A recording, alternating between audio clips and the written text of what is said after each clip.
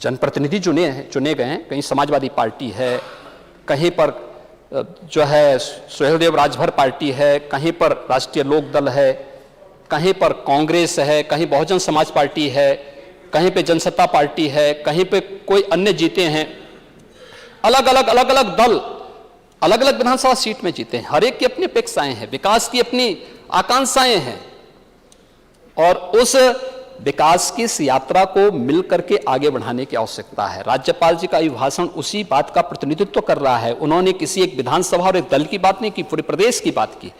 उस प्रदेश के विकास की यात्रा को साथ साथ मिलकर के चलने की आवश्यकता है। सत्ता पक्ष विपक्ष जब विकास के साथ एक स्वर से बोलेगा, हमारे राजनीतिक मतभेद हो सकते हैं, हम उसको लेकर के आगे बढ़ेंगे, लेकिन विकास की इस यात्रा में, क्योंकि एक लंबी यात्रा है और इस यात्रा में रास्ते अलग अलग हो सकते हैं, लेकिन मिलकर के आगे बढ़ना होगा।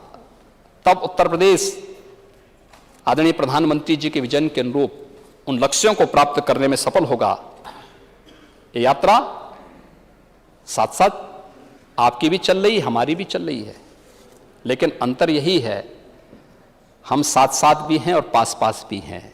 लेकिन आप साथ साथ तो हैं, लेकिन पास पास तो हैं, लेकिन साथ साथ नहीं हैं। यही अंतर है।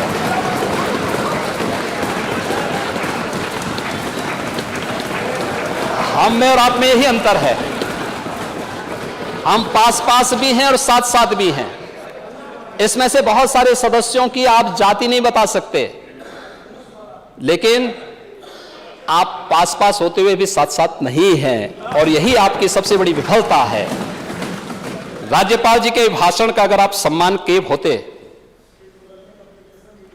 मुझे लगता है बहुत अच्छा होता। आपने यद्यपि अपने भाषण में कहा, इस बार का उल्लेख किया कि राज्यपाल जी का हमने विरोध नहीं किया। राज्यपाल जी का आपने विरोध नहीं किया, लेकिन आपके माननीय सदस्य नारेबाजी जो कर रहे थे, राज्यपाल गो बैक के नारे लगाए जा रहे थे, आपके समर्थन में नारे लगाए जा रहे थे। ये कोई मंच नहीं था। देखिए, हमें चौका और चौराहे की बात को याद करना होगा।